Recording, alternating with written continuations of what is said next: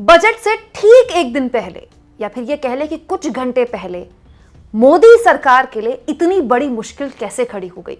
क्या मोदी का सबसे बड़ा इवेंट, जिसको वो एक्चुअली में बजट से पहले इस तरह से दिखाना चाहते थे कि कुछ बहुत तगड़ा अचीव कर लिया भारत ने, वो खटाई में पड़ गया, उस पर पानी फिर गया?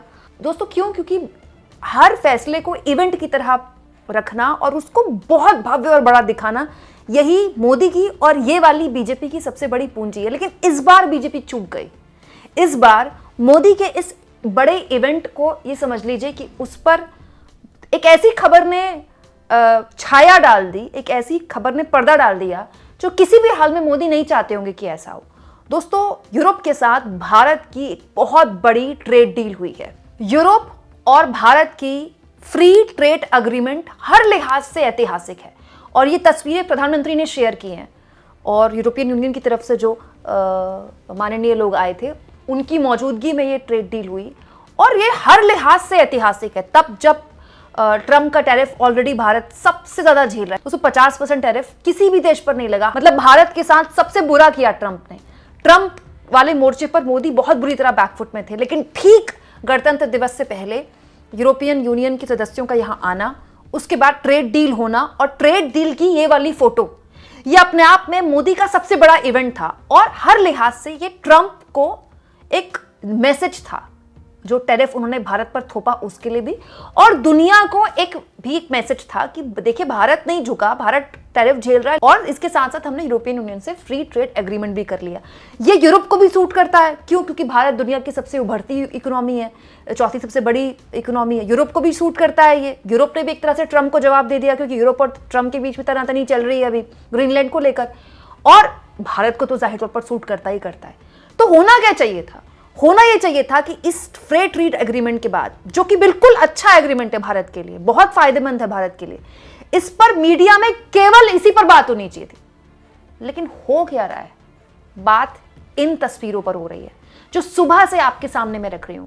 दोस्तों, यूजीसी के नए प्रावधानों को लेकर पूरे के पूरे देश में सवर्ण समाज मानो उबल चुका है। सड़क सड़क, गली गली ऐसे ऐसे प्रदर्शन हो रहे हैं। आज सुबह से मैंने सिलसिलेवार तरीके से ऐसी तस्वीरें आपके सामने रखी हैं। कहीं धर्माचार्य मोदी से इच्छा मृत्यु की डिमांड कर रहे हैं, कहीं बीजेपी के लोग बीजेपी को चूड़ियां भिजवा रहे हैं कि बोल नहीं सकते तो चूड़ियां पहन लीजिए। मोदी के बनारस में हो, चाहे उत्तर प्रदेश के इलाके में हो, चाहे मध्य प्रदेश में हो, मतलब ऐसा लगता है जैसे स्वर्ण समाज इतने नाराज, इतना गुस्से में कभी था ही नहीं।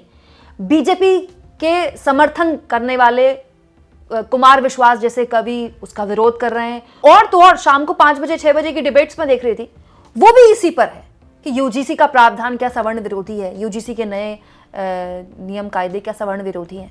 दोस्तों, ये मोदी ने कभी नहीं सोचा होगा। ये इतनी बड़ी ट्रेड डील थी कि इस पर ही बात होनी चाहिए थी। बात इस पर भी हो रही है, लेकिन मीडिया के ऊपर दबाव है दोस्तों। ना चाहते हुए भी न्यूज चैनल्स को इसकी खबर दिखानी पड़ रही, क्योंकि आप इग्नोर नहीं कर सकते ना। सोशल मीडिया में हर दूसरी वीडियो देश के किसी हिस्से के किसी जिले के विरोध प्रदर्शन की है। दूसरा, जो हमारा सो कॉल्ड, जिसको हम टीवी मीडिया कहते हैं ना, ये सवर्ण मीडिया है बेसिकली दोस्तों। यहाँ पर संपादक भी सवर्ण है, यहाँ पर एंकर भी सवर्ण है। ये पूरा सवर्ण समाज का एक मीडिया है जिसमें दलितों की, आदिवासियों की, ओबीसी समाज की ना तो सुनी जाती है, ना उनकी खबरें दिखाई जाती हैं दोस्तों। इसीलिए आपने देखा होगा हाल के सालों में ओबीसी, दलित, आदिवासी समाज के बहुत से ऐसे प्लेटफॉर्म सोशल मीडिया में, यूट्यूब में उभरे जिनको बहुत व्यूअरशिप मिलती है। क्यों? क्योंकि फाइनली उनको एक उनकी तरफ से बोलने वाला, उनकी खबरें दिखाने वाला मिला, क्योंकि ये तो दिखाते नहीं थे। तो वो सवर्ण मीडिया जो एकदम मोदी जी की भक्ति में लगा रहता है, मोदी जी भक्ति से भी ज्यादा अगर कोई चीज है तो उसमें लगा रहता है, वो भी इस तरह की वीडियोस दिखा रहा है, इस तरह के प्रदर्शन दिखा रहा है और इसी पर बहस दिखा रहा है। और ये तो ऐसा मामला है जिसमें वो विपक्ष को भी नहीं कोस सकता, क्योंकि विपक्ष तो चुप बैठा है, विपक्ष तो कोई बयान ही नहीं दे रहा। विरोध करने वाले भी भाजपाई है, भाजपा के समर्थक हैं, समर्थन करने वाले भी भाजपा के समर्थक हैं, और बीच में फंस गई है भाजपा की मीडिया। और इस बीच सोने में सुहागा ये कह लीजिए बीजेपी के लिए हो गया। 24 घंटे बाद है बजट दोस्तों। 1 तारीख को देश का बजट पेश होगा और उससे पहले कल से यानी कि 28 तारीख से बजट सत्र शुरू हो रहा है। बजट सत्र जो है 28 तारीख से शुरू हो रहा है दोस्तों। इसके बाद वैसे तो ये 2 अप्रैल तक चलेगा, लेकिन बीच में ब्रेक होगा। जैसे मैं आपको बता दूं, 28 तारीख से 13 तारीख तक, 13 फरवरी तक बजट सत्र चलेगा, फिर ब्रेक होगा और फिर सेकेंड फेज चलेगा 9 मार्च से 2 अप्रैल तक। तो जो सेकेंड फेज है वो काफी लंबा चलने वाला है, पूरा 1 महीने का। ये वाला फेज थोड़ा छोटा होगा, लेकिन फिर भी कल से बजट सत्र शुरू हो रहा था, ठीक है। प्रधानमंत्री नरेंद्र मोदी अपने इस यूरोपियन यूनियन के साथ जो उनकी फ्री ट्रेड एग्रीमेंट हुआ है उसको लेकर कितना बखान करते, ये उनके लिए कितना बड़ा मौका था। इसीलिए तो ये तारीख रखी गई बजट सत्र से ठीक 1 दिन पहले। लेकिन आप देखिए हो क्या रहा है, चर्चा हो ही नहीं रही उसकी। चर्चा किसकी हो रही है? यूजीसी के नए प्रावधानों को लेकर सड़क पर उतरे सवर्ण समाज के विरोध की। अब इसमें एक और बुरी चीज जो कि भाजपा के लिए है, अब सवर्ण समाज के अलग अलग सोशल मीडिया हैंडल्स द्वारा कहा जा रहा है कि 1 तारीख को 1 फरवरी को भारत बंद का ऐलान किया गया। अगर यूजीसी का जो प्रावधान, नए प्रावधान है, उनको वापस नहीं लिया गया तो 1 तारीख को भारत बंद बुलाया गया, ठीक है, सवर्ण समाज के अलग अलग संगठनों द्वारा। और 1 तारीख को क्या होने वाला है? 1 तारीख को बजट आने वाला है। तो बजट जिस दिन आ रहा होगा उस दिन सड़क पर सवर्ण समाज के लोग उतर रहे होंगे, जैसे आज उतर रहे हैं, और इससे बड़ी तादाद में उतरेंगे। करणी सेना के तो दोस्तों नेता अब खुलकर कहने लगे हैं कि पहले हम राजस्थान की विधानसभा का घेराव कर रहे हैं, इसके बाद हम यूजीसी के दफ्तर का घेराव करेंगे, और फिर भी सरकार नहीं मानी तो हम संसद का घेराव करेंगे। संसद का सत्र चल ही रहा होगा। आप सोचिए दोस्तों, कल्पना कीजिए, अंदर निर्मला सीतारमण बजट भाषण पढ़ रही हैं, ठीक है, और बाहर संसद के जबरदस्त तरीके से यूजीसी मामले को लेकर आंदोलन कौन कर रहे हैं? वही सवर्ण समाज के लोग जिन्होंने 12 साल में मोदी और बीजेपी की हिंदुत्व की घुट्टी पी पी कर न जाने कितनी बार, कहां डबल ट्रिपल कितनी इंजन की सरकारें बना दी, और सारे के सारे भाजपाइयों को सांप सूंघ गया है।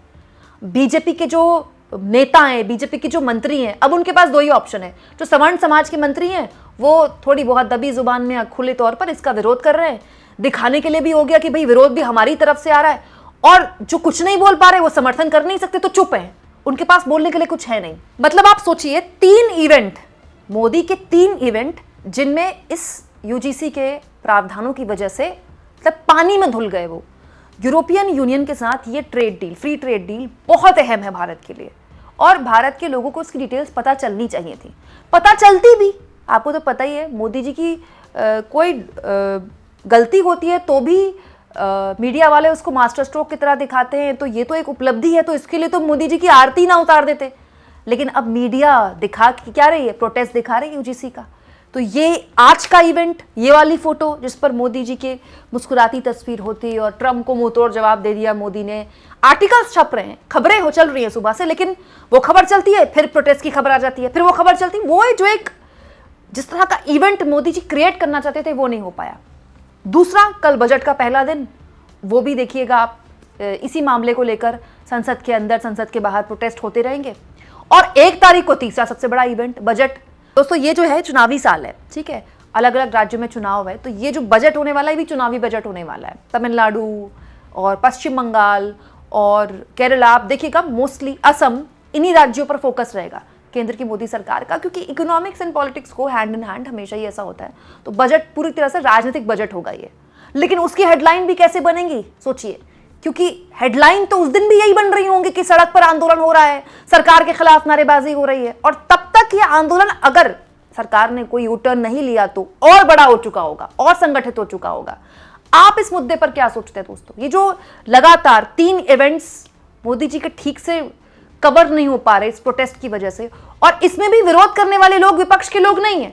विपक्ष के लोगों को तो जॉर्ज सोरोस के बोल देते हैं ये लोग, है ना, या फिर मीडिया उनको अर्बन नक्सल कह देती है, या फिर ये भारत विरोधी कह देती है। अब इनको क्या बोलेंगे? जो सवर्ण समाज के लोग हैं, मोदी के कट्टर समर्थक हैं। आपको क्या लगता है दोस्तों, मोदी जी के जो 3 इवेंट्स हैं जिसकी वजह से उनको इतना नुकसान हुआ इस प्रोटेस्ट की वजह से, कैसे झेलेंगे मोदी जी? कमेंट बॉक्स में जरूर लिखिए, और जितना हो सके चैनल को शेयर भी करें और सब्सक्राइब भी।